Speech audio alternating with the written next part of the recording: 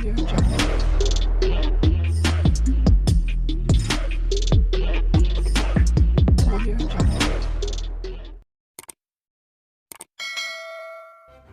kasih kerana memilih channel ini. Sebelum kita mulakan video ini, sila pertimbangkan untuk menekan butang like, share dan subscribe dan aktifkan butang lonceng anda agar anda sentiasa mendapat info-info percuma pada setiap hari dari channel kami. Dan tinggalkan komen anda kerana komen anda amatlah dihargai. Terima kasih. Dekat jalan utama di Masjid Tanah, Melaka, terdapat sebuah mural di salah satu bangunan di situ memaparkan pekan kecil itu. Penduduknya dan Mas Ermiyati Samsudin yang telah menjadi ahli parlimen itu sejak hampir 1 dekad lalu.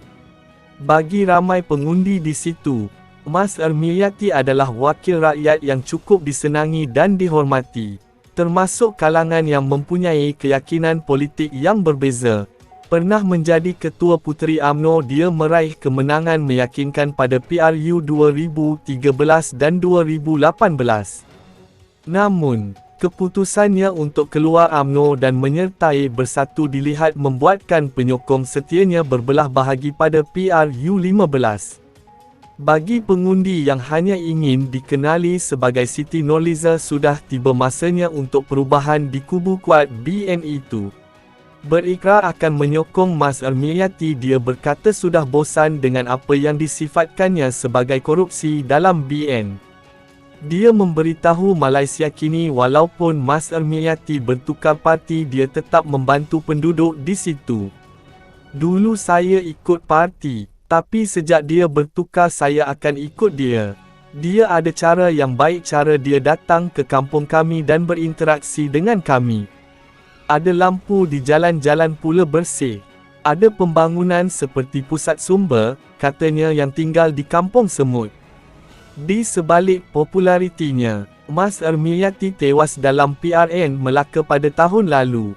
Dia tewas di Dun Tanjung Bidara di tangan pengerusi UMNO Melaka Abdul Rauf Yusof dengan perbezaan 364 undi. PN pula tewas dengan jurang lebih besar di kerusi lain di Masjid Tanah.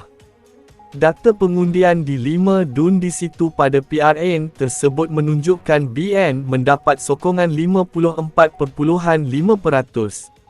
Disusuli PN 30.3% dan PH 15.2%.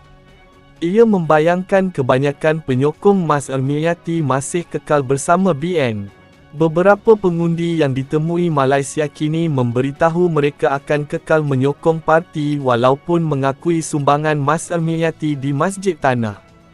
Ismail, yang berniaga di pasar di situ, berkata dia merasakan dia hanya boleh mengundi berdasarkan parti, memandangkan calon cenderung untuk bertukar parti.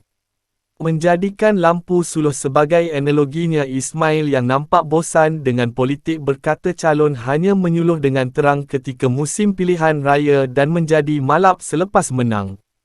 Kita tak boleh ikut calon sebab mereka kata. Kita mesti ikut parti. Ini bukan tentang mereka bagus atau tidak, tetapi sebab kita terpaksa undi parti sebab sudah tiada orang lain, katanya. Mas Ermiyati keluar UMNO pada 2018 kerana kecewa dengan kemenangan Ahmad Zahid Hamidi sebagai presiden ketika pemilihan pada tahun itu. Dia masuk Bersatu setahun kemudian. 4 tahun telah berlalu namun kekecewaan terhadap tindakan itu masih dirasai di Masjid Tanah. Ketika Malaysia Kini singgah di Pengkalan Balak, perkampungan nelayan dan pelancongan kira-kira 7 km dari bandar, terdapat poster Mas Ermiyati dengan label "Pengkhianat" ditampal. Poster itu turut tertulis, "Mengapa kau ianat kami pengundi Masjid Tanah atas kepercayaan yang diberi?